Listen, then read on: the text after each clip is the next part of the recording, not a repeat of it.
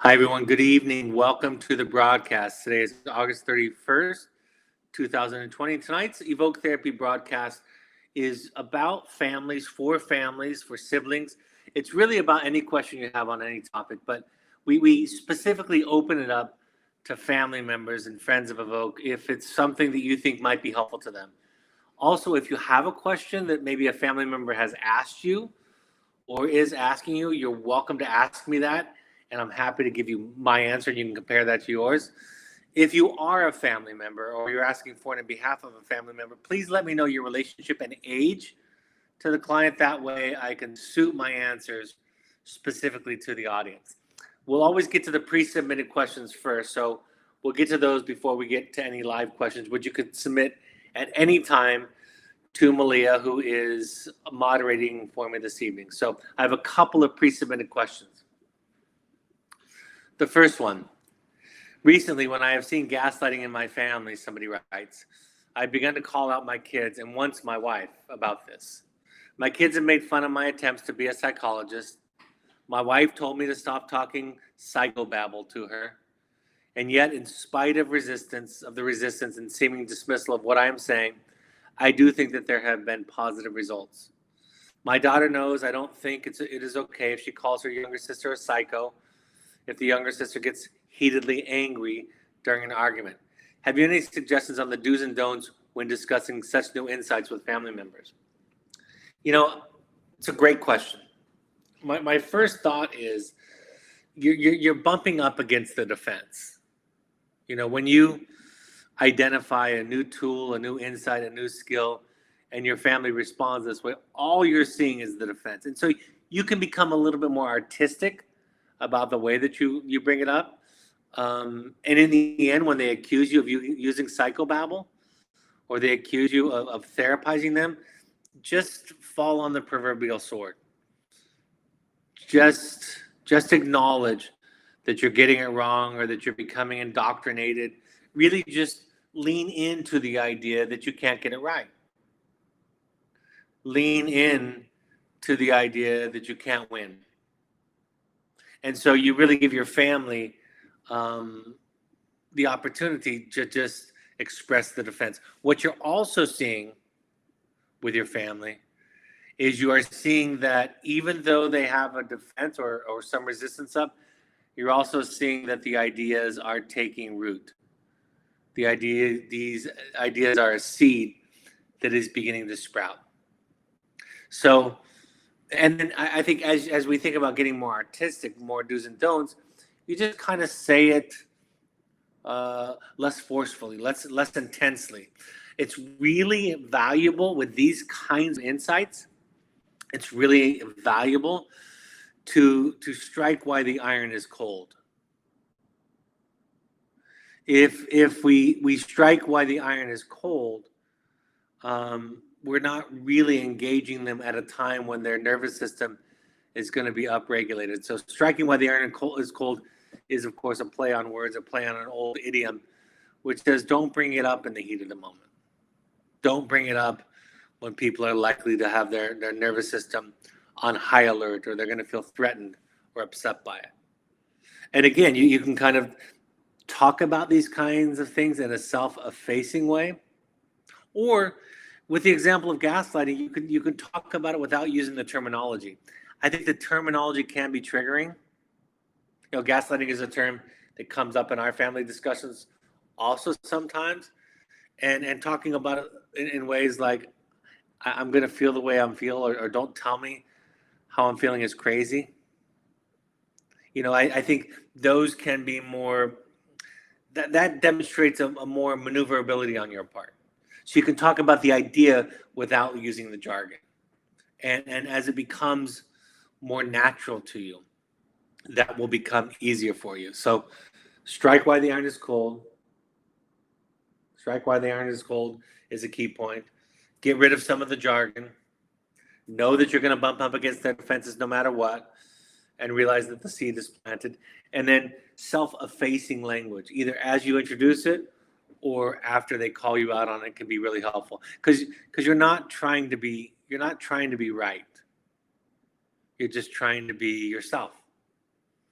My family accused me some years ago of being a therapist, and what I kind of learned was just to accept the fact that I'm going to be clumsy as a therapist, and sometimes I'm going to sound like a therapist. And so once I become self-deprecating, the fight is over, right? Because then I'm not trying to be right or good. I can be a numbskull. But like I talk about in my book, the premise of the new book is you don't get to be right or good anymore, but you do get to be a self. And so that's really the essence, the principle that I'm talking about. All right, the next pre-submitted question. You often talk about being in a safe and being a self. You often talk about being a self and choosing one's path based on one's authentic self.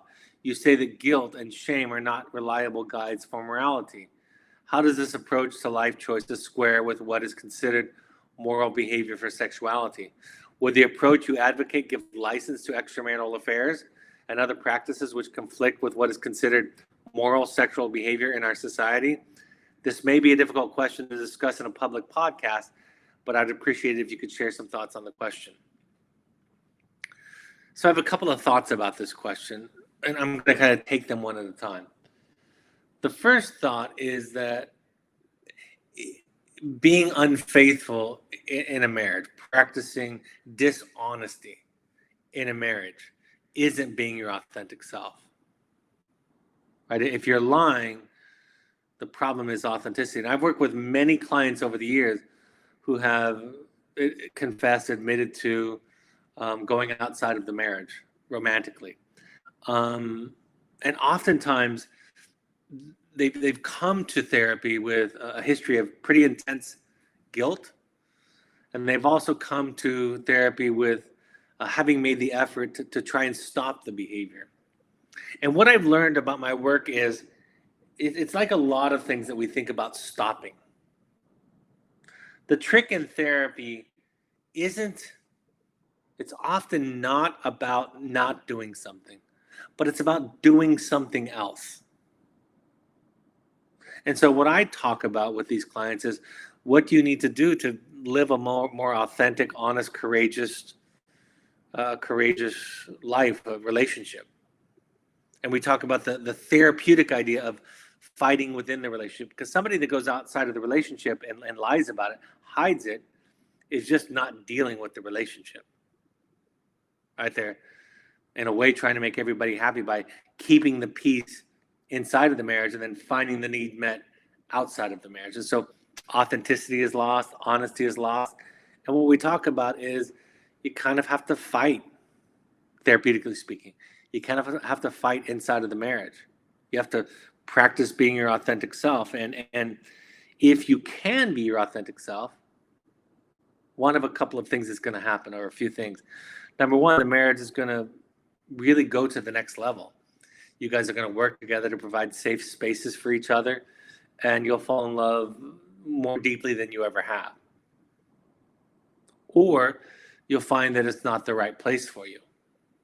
If you can't live in a marriage that feels safe and nurturing and supportive, if it feels toxic or abusive to you and you have to get out of it, then you can get out of it. And then you can pursue other relationships. And so this is just the scared way of dealing with it. This is just the person who's frightened and dealing with it and not dealing with it head on.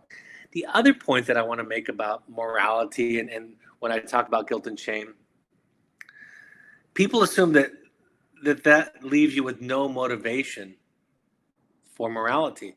And what I talk about constantly is love and compassion and empathy are all wonderful motivations for morality. So in this example, if I love my partner deeply, I can stay in the marriage and I can work at it. But if I'm motivated by that love, if that love is a motivating love, I'm not going to lie. And the wonderful thing about love and compassion and empathy is it doesn't necessarily rob me of my self-love. So that doesn't mean I have to be a doormat. It doesn't mean that I, in fact, technically speaking, what we believe spiritually is, I can't really love you any more than I love me. And so love is a feeling of abundance. I love you and I love me equally. And that means that I both want to be kind and empathic towards you, but I also don't want to remain in a relationship. I don't want to remain in a relationship where I'm not getting taken care of, where it's not okay, it's not safe for me. And so the shift away from guilt and I thought about this recently. I've been thinking about this idea about guilt recently. People are constantly battling their guilt. The guilt is constantly, on a day-to-day basis, telling us what we should and shouldn't do. And like I've said, it often lies to us. It tells us not to set boundaries. It tells us not to practice self-care. It tells us not to tell people the truth because we fear hurting them, not set a boundary with our child because we're afraid that they'll feel pain or sadness or sorrow. When you aren't driven by guilt, but you're driven by love, you can learn to tell the truth in your relationships in a kind and courageous way. So guilt is and it's more and more and more clear to me that guilt is a pervasive psychological problem. And I think what makes it more insidious than anything is we are told and taught that it is related to morality. And I can think of hundreds and thousands of examples of right things to do that would cause me or others to feel guilty. And when you have something that is that obviously not a moral reference point, then you kind of have to abandon it because you have no idea what it's telling you. And in the examples that I'm talking about where people feel guilt for doing the right things, it comes from the wounds, the scars of their family of origin, the messages of our culture. So if something is that unreliable and we're taught that it relates to morality, we have to get rid of it and we have to replace it with other sources that are more reliable and consistent, like love, like compassion, like empathy. All right, I hope I'm coming through clear. Like Malia pointed out, I'm coming to you from a remote location for this week. And so my audio and video is my internet is a little bit touchy. Next question, live question. Are there any insights you can share about successfully setting up your family for success when an adult child is coming home after wilderness and treatment? The simplest answer is just make sure that you have established a practice for your own work. I mean, that's almost universally true, really, of all of this, but practice your own work. I can't emphasize this enough to all of you. And I don't want to beat anyone over the head with it, but just that's the solution. I've been thinking about this the last few days because of a conversation with a friend. You know, when we really dive into and make our work, our therapeutic work, our discipline, when we explore our family of origin, when we challenge the notions that we were taught to believe about life and relationships, when we become critical of the voices that have been planted in our head by the other people in our lives, when we find somebody that can hear us and see us and help us discover, help us evoke from deep within our authentic selves, the world just kind of shifts. It tilts. Pain doesn't go away. Sadness doesn't go away. Hurt doesn't go away. Fear doesn't go all the way away. But there is an underlying new baseline of hope, of optimism, of freedom, of empowerment. And how can it not be so when we realize that we are the reasons that we're unhappy, that the way that we're living our life in large part is the cause of our unhappiness? We are, in that awareness, we are empowered. And so do your work until this makes sense. And then you will be free. And you'll be much, much more effective in leading and guiding the people that you love and that you care for, that you have stewardship over, like your children. You'll become much more effective at encouraging and supporting other people in their growth and change. So do your work. Get into Al-Anon. Get into Codependence Anonymous. Get into Families Anonymous. Get into ACA. That's Adult Children of Alcoholics. Get into a support group. Get a therapist. Continue to listen to the podcasts until it makes sense. And when it makes sense, you'll know what I'm talking about is true. And it takes a long time. See, my work at Evoke, our work at Evoke is not about giving you a few bits of advice or solutions or techniques or skills. All of that happens throughout all of this process, obviously, but it's about showing you, teaching you that there's a fundamental shift. You know, we use a lot of Joseph Campbell's philosophy. If you don't know who he is, go ahead and Google him and watch the movie Finding Joe in the next few days. It's a remarkable movie, Finding Joe.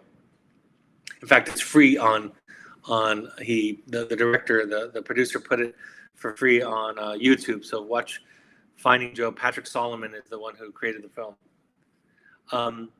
But Joseph Campbell talks about this spiritual awakening. He says that it's so fundamental to us that it's a transformation. We see the world differently. It shifts ever so slightly. And everything changes in us. And that's the kind of change that we're talking about at Evoke. We're talking about a shift, a different way, a different sensibility, a different way of being in relationship to our children, to our spouses, to our friends, to our coworkers, to our employees, to our parents, to everybody. And it's about being a self and all that entails. And then what comes out of being a self is learning how to relate to other people. And when we know what it means to be a self, we relate to other people, again, fundamentally differently. So that's my answer to the question. Next question. I'm trying to figure out how to moderate my younger son's directness with my 17-year-old at RTC, at Residential Treatment Center. He's saying things like, "I'm glad you are better." And my older son takes it as an expectation. I think I would empower the individual, the son at the Residential Treatment Center. I would ask him questions. I would become curious with him. I wouldn't step in and try to moderate the relationship between the two of them. You could also, again, thinking of that principle I was sharing earlier about striking while the iron is cold, you could also, at a moment when the discussion wasn't happening, share some of your thoughts and ideas with the younger one.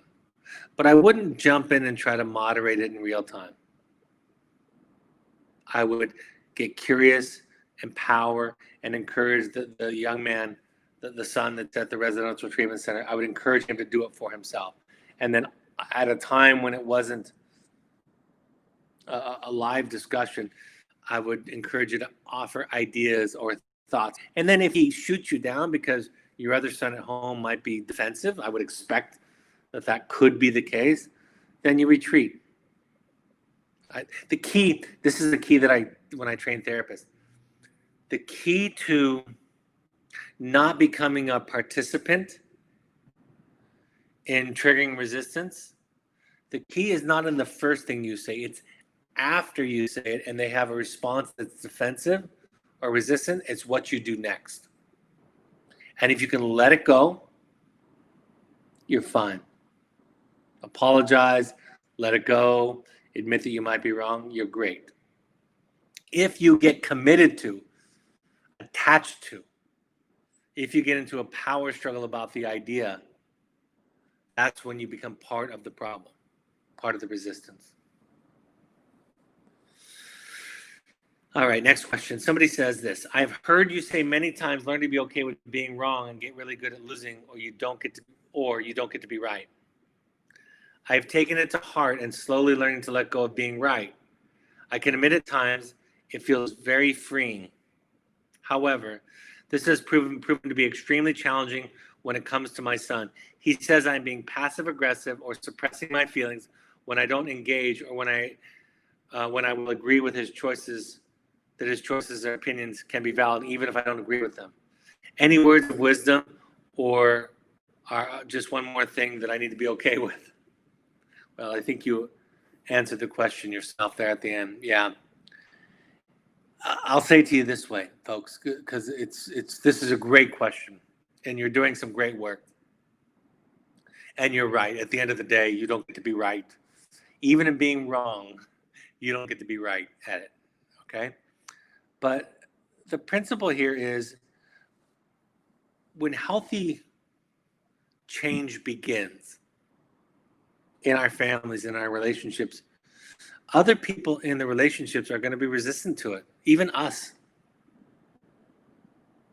When one person in a relationship or in a family changes for the better, makes an improvement, grows a little bit, gets out of an old pattern, the others in the family are going to engage in what we call in family systems therapy, we call it homeostasis, homeostatic resistance, which means they're going to want you to return to the status quo. It's going to feel uncomfortable. And so I think that their response to your change is natural. It might even be evidence that you're on track.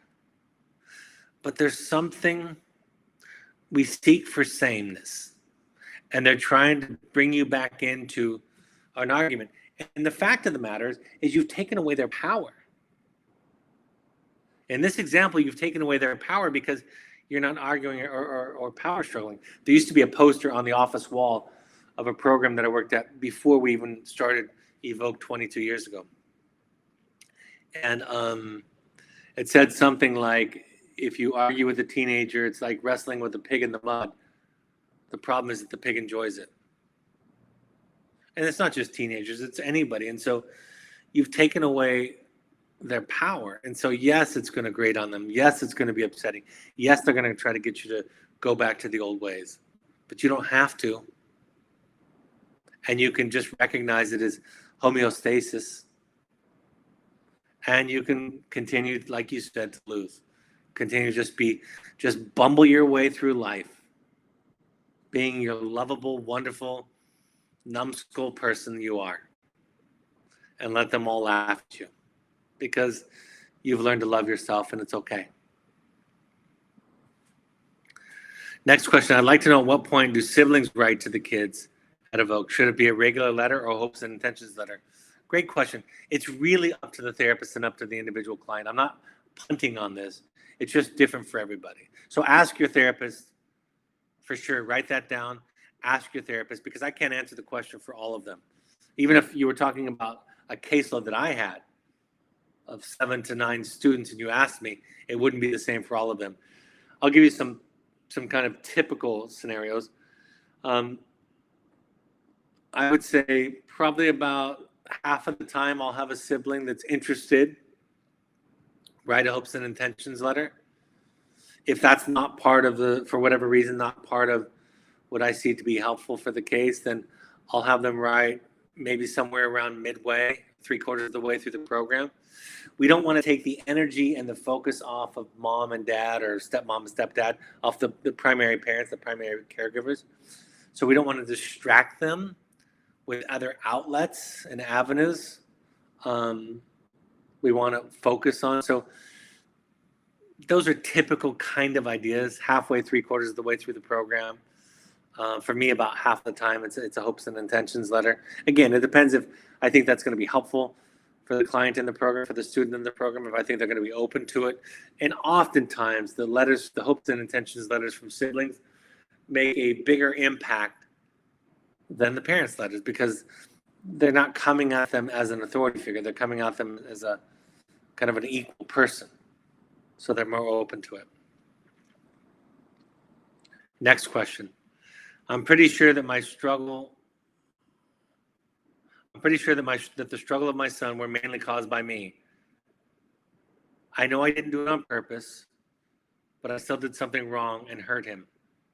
How can I fight guilt if I'm aware that I did my mistake, that I made my mistakes? That's a wonderful, powerful question. And my best answer is yes, we all dent our children. And we dent them because we're dented. And we were dented because our parents and those who raised us were dented. And you were taught to feel guilt because you were taught, like most everybody, that feeling guilt was a way to get better. That you feel bad for what you've done, and that when you feel bad for what you've done, you get better. But as therapists, we know it's more complicated than that. I can feel bad for something that I've done and still be stuck. My brain chemistry, my brain wiring, my patterns can still be off. I can still be triggered. I can still be reactive in a moment. I can still lose insight in a given interaction or moment.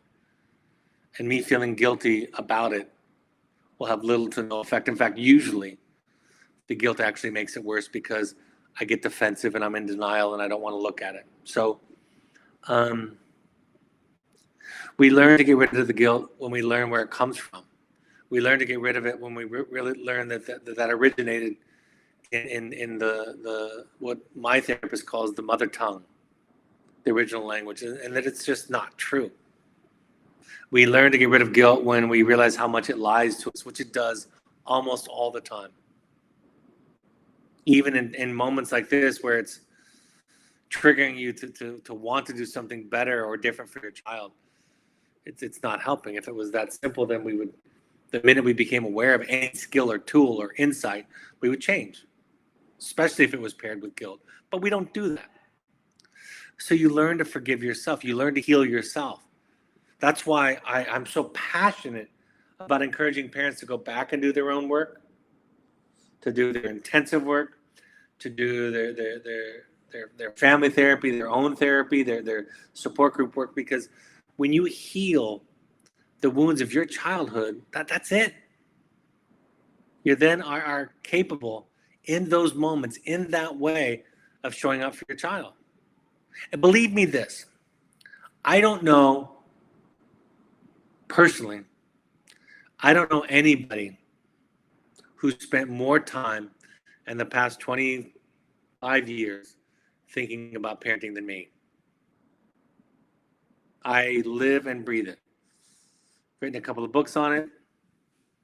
I have over 1,200 broadcasts on the topic. I speak all over the world on the topic. And I say that with this caveat. I make mistakes all the time. I make mistakes every day. In fact, I'm more acutely aware of my mistakes now than I was 22, 25 years ago. And what I know with the utmost clarity is that my ability to be a good husband, a good friend, a good boss, a good father is tied to the emotional healing and work that I do, not to the information I have. That can assist a little bit, right? That can help some, but the fundamental element in change is healing. So, in summary, you do it because you're wounded. And feeling guilty for doing things because you're wounded doesn't make any sense at all. I mean, I get it because we all do it, but to feel badly because you've been injured and that injury causes you to hurt other people doesn't really lead to healing. It leads to suppression and to repression and to other defenses, justifying, rationalizing, intellectualizing. I could list all of the defenses. It leads to those things. So we kind of have to separate out our guilt from this idea of growth, of healing.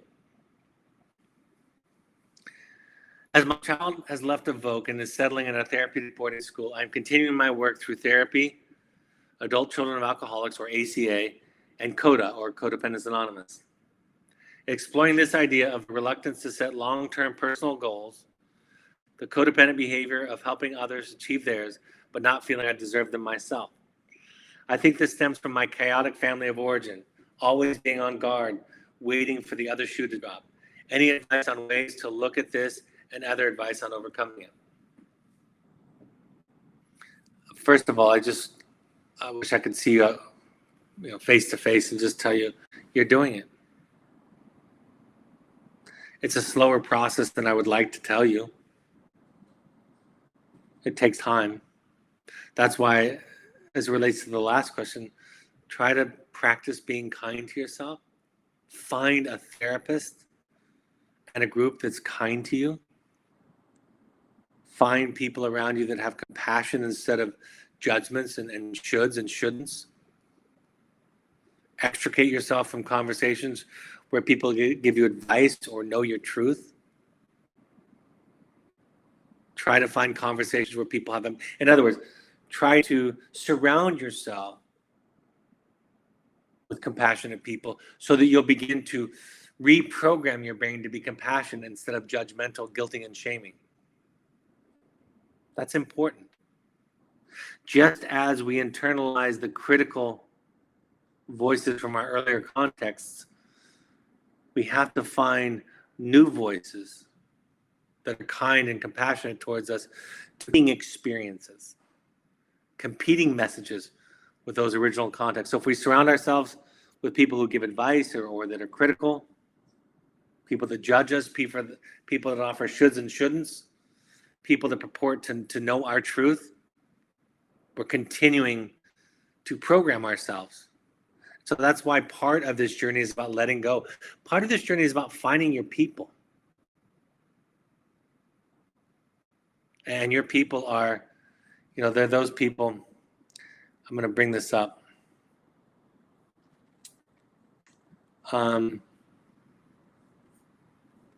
It's people that say this to you. For those of you that are watching live, it's people that respond to you with the safe messages that I've listed. Thanks for telling me, tell me more.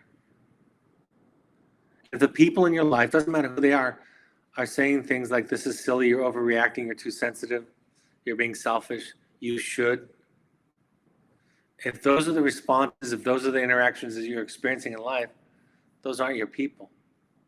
Or at least tell them what you need or want, and if they can't respond, then they're not your people. They're not people that are going to encourage and support you and healing in the way that you need to, that we all need to. Someone asked, has Evoke ever hosted support groups for former clients post-program once they're home?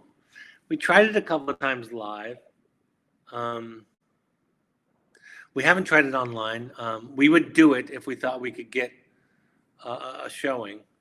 We've had several of them come to pursuits trips.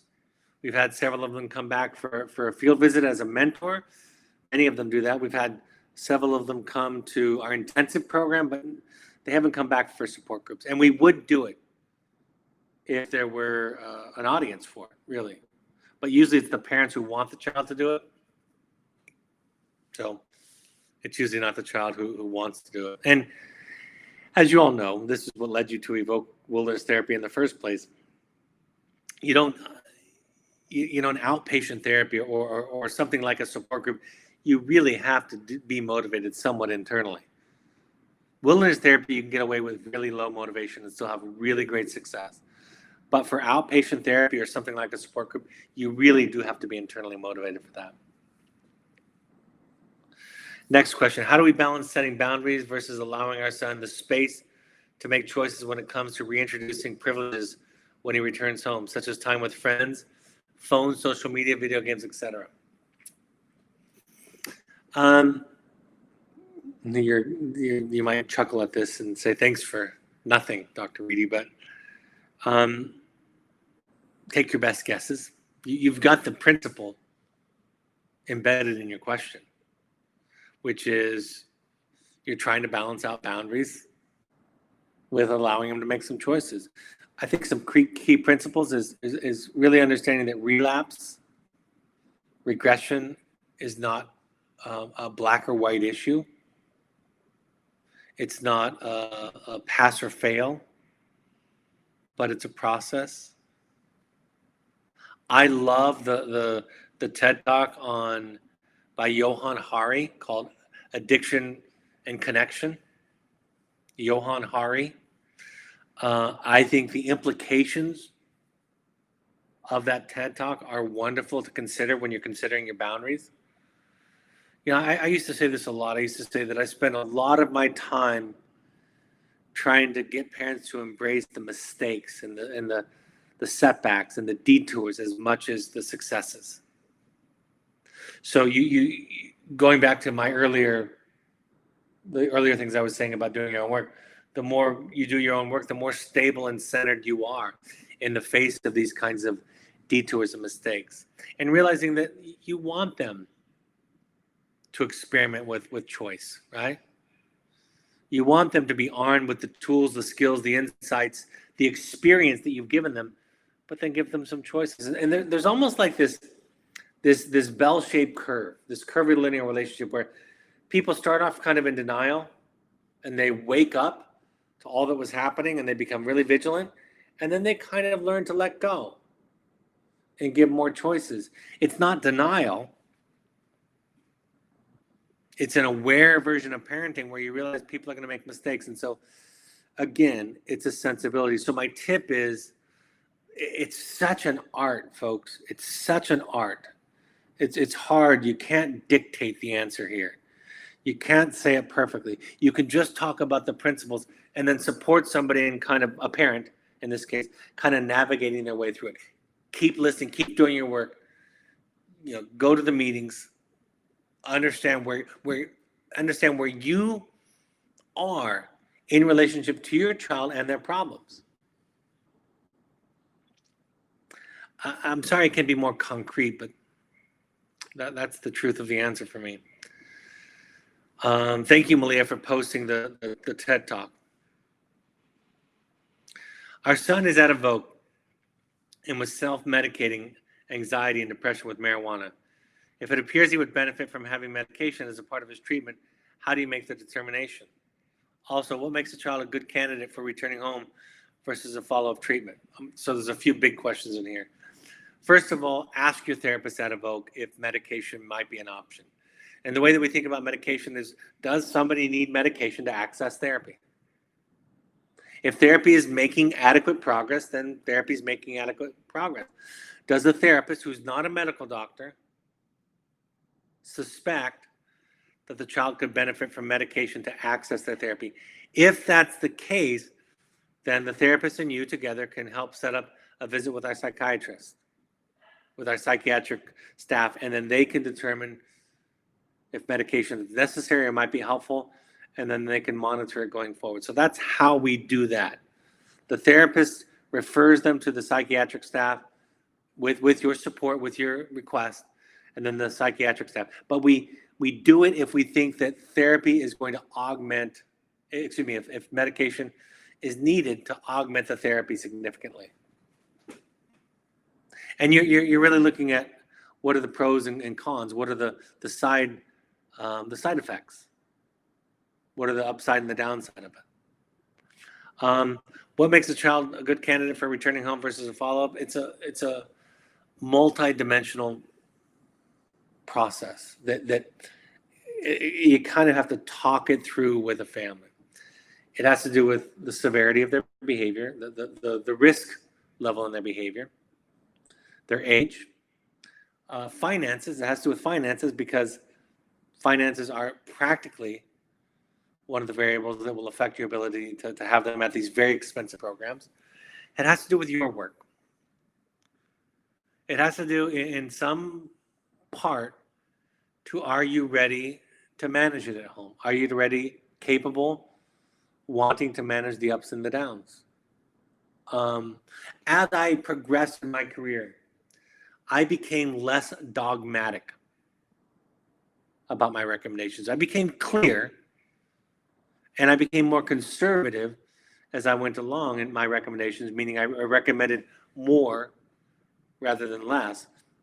By less dogmatic, I meant it's up to you. It's up to where you're at and what you want.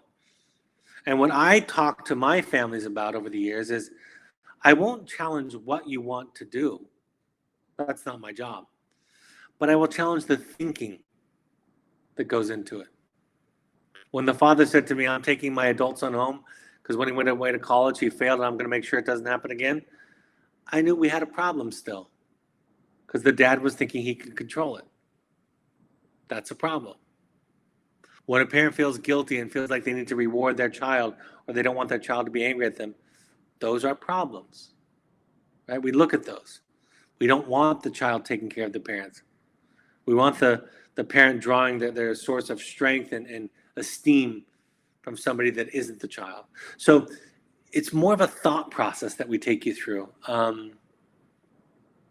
In the beginning of our program, when we started Evoke 22 years ago, the idea that we came into it based on our experience at a previous wilderness program that no longer exists is that our experience tells us that when families get to this point, that they will often best be served by follow-up programs, out-of-home programs. So it is our experience that has told us that, not our theoretical position, right? Not where we come from theoretically, but experientially. It's our experience that tells us that. Again, Malia has shared with you the link for the TED Talk that I was talking about. Oh, I guess the name of it is Everything You Think You Know About Addiction is Wrong. It's good clickbait material by Johan Hari. Next question. I'm learning to be more authentic with my son, a real person, not doing just the best parent I can. I'm struggling with how to address what I see as unhealthy behavior from my son's other parent without wanting to alienate. Any thoughts? Am I making the wrong question? No, that's the right question. I have a broadcast called Co-Parenting where I talk about it at length. And for the last parent, I do have talking about coming home after Evoke too. There's a podcast on coming home after Evoke.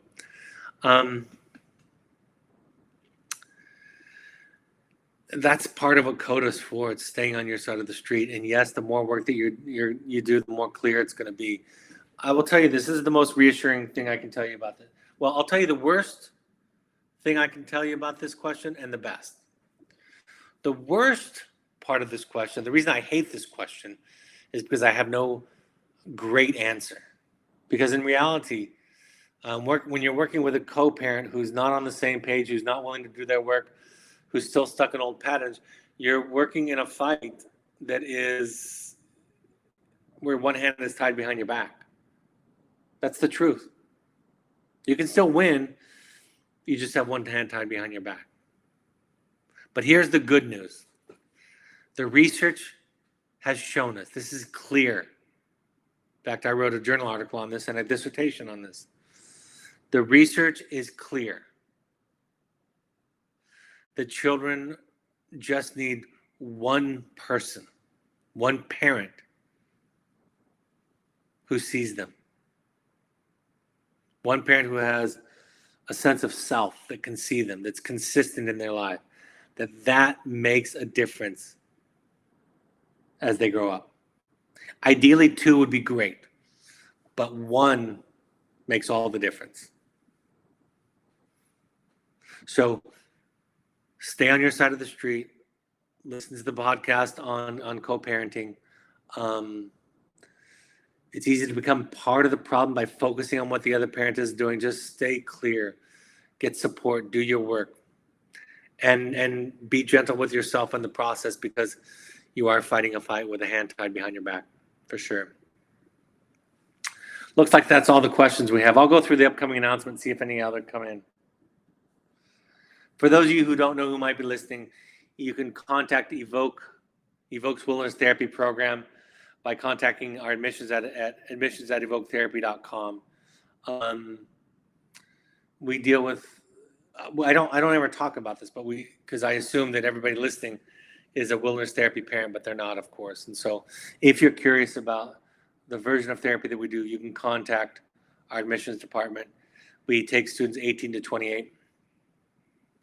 If you want to do a deep dive into your own work, you can attend our Evoke intensives that are also online right now. We have them online and in person. Upcoming dates are on our website. The upcoming in-person Finding You is September 16th. I think we have one more spot that'll be filled any day now. Also, we're doing Finding You online later in September, and then Finding You 2 also will be later in September online. We have an Embracing You program, which is run by all women of color for women of color. So if you are a person of color or you know somebody that's a person of color, this is a specifically designed program for women of color. For more information, contact intensives at evoketherapy.com. Our Pursuits Adventure trips are from 3 to 30 days. They can be done as standalone, or they can be attached to the transition from wilderness therapy before the next step, even if you didn't go to Evoke. It's a separate program altogether. Parent support groups, our upcoming support groups are listed here September 3rd, 10th, and 17th. For alumni parents, if you are current or alumni parents, if you want to get support, meet other parents, or if you are an alumni of our intensive support intensive program, September 8th and 13th, October 13th. We ask all current parents to go to 6 12-step support groups. All of these podcasts can be found on any of your podcast platform by just searching Finding You and Evoke Therapy Podcast or on SoundCloud.com.